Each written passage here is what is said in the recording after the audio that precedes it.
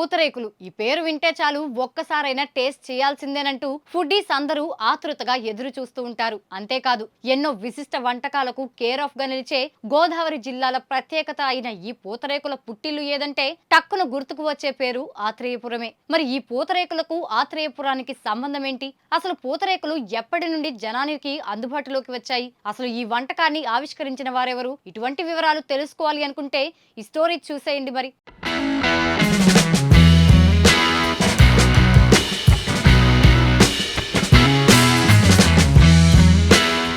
గోదావరి జిల్లాలో వెరైటీ వంటకాలకు పెట్టింది పేరు. కాకినాడ కాజా, పెద్దాపురం పాలకోవా, ఆత్రేయపురం పూతరేకులు. ఇలా ఏదైనా వంటల లిస్టు చదివితే అందులో పూతరేకుల ప్రాధాన్యత తప్పనిసరిగా ఉండాల్సిందే.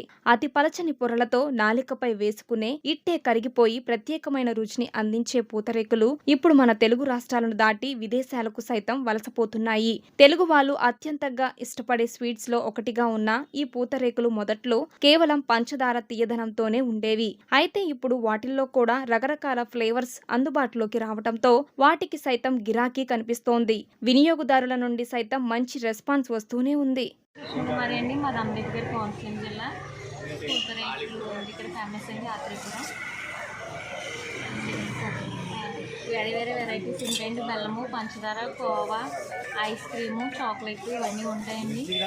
ఫంక్షన్లకి, పెళ్ళిళ్ళకి అన్నీ ఇక్కడి నుంచి మేము పంపిస్తామండి. విదేశాలకు కూడా పంపిస్తాం. క్వాలిటీ కూడా బాగుంటుందండి. నెయ్యి కూడా ఆర్గానిక్, జీడిపప్పు, బాదం అన్నీ వేసి పంపిస్తారండి. బాగా చేస్తాం. అయితే అసలు ఈ పూతరేకులు ఎలా ప్రాచుర్యంలోకి వచ్చాయని ఆరా తీస్తే పూర్వం మైసూర్కు చెందిన ఓ క్షత్రియ మహిళ ఆత్రేయపురానికి కోడలుగా వచ్చారట. ఆవిడ ఓసారి అన్నం వారుస్తుండగా వచ్చిన గంజి కుండపై పడి రేకుగా మారిందంట. దాన్ని చూసిన సదరు మహిళ ఆ రేకుకు పంచదారను అద్ది తిని ముచ్చట పడిందంట. అలా జనానికి అందుబాటులోకి వచ్చిందే ఈ పూతరేకు. ఆపై కొందరు క్షత్రియ మహిళలు ఆ విధానాన్ని తెలుసుకొని తమ ఇళ్లల్లో జరిగే పండుగలు, ఫంక్షన్స్ లో ప్రత్యేకమైన వంటకంగా అతిథులకు అందుబాటులో ఉంచారంట. ఆపై నెమ్మదిగా మిగతా మహిళలు సైతం ఈ వంటక విధానాన్ని నేర్చుకొని ఉపాధిగా మార్చుకోవడంతో ఆత్రేయపురం ఓ మాదిరి కుటీర పరిశ్రమగా తయారై ఇప్పుడు అతిపెద్ద బిజినెస్ మార్కెట్ గా కేంద్రంగా తయారైంది.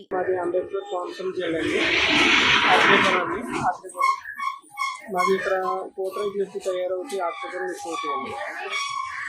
మాది పూతరేకులు అంటే మాది 10 సంవత్సరాలుగా మేము చేస్తామండి. మా పెద్దలు, మా బద్నాన్న గారు వాళ్ళందరూ అయితే అంతకుముందు చేసేవారు. 10 సంవత్సరాలు బట్టి అయితే మేము చేస్తాం సార్. ఇక్కడ వీటిలో కూడా రకాలు ఉంటాయండి. పూతరేకులు పావ పూతరేకులు అని, బూస్ట్ అని, ఆలిక్స్ అని, చాక్లెట్ అని, షుగర్లెస్ పూతరేకులు అని, అలా చాలా రకాలు ఉంటాయండి. మేము ఆర్డర్ మీద కూడా బయటికి కూడా పంపిస్తూ ఉంటామండి. అంటే ఎక్కడికైనా అవుట్ ఆఫ్ కంట్రీ కానీ ఎక్కడికైనా పంపిస్తామండి. అంటే ఉంటుందండి. 30 రూపాయలు ఉంది, 40 రూపాయలు ఉంది, 20 రూపాయలు ఉంది, 10 రూపాయలు కూడా ఉంటుంది. అంటే బాక్స్ 200, 300, 100 రూపాయలు అలాగే వ్యాపారం కూడా బాగుంటుంది సార్. మీకు చెప్పింది పేరండి హాస్పిటల్. క్వాలిటీ అంటే ప్రతి ఒక్కరు మేము చేస్తారు.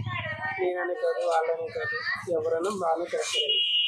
అందరూ కలిగడిగా కలిపి పెట్టుకుని చేసుకుంటారండి. అందరూ పర్సెంట్ ఇదే పని సార్. 90% ప్రతి ఒక్కరు ఇదే వ్యాపారం ఎవరన్నా ఏంటంటే ఆత్రేయపురం నుండి ఫోటోలు తీసుకురావాలని అడుగుతారు.